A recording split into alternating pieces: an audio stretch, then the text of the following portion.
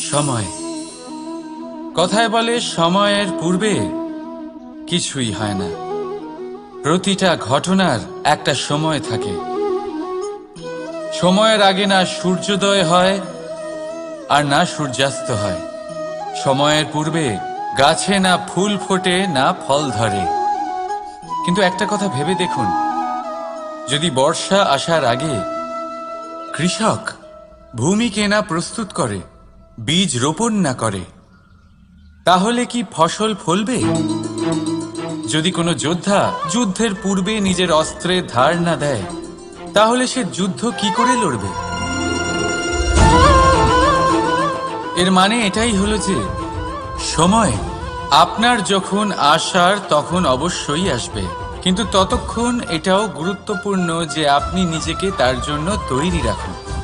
কারণ এই সুযোগ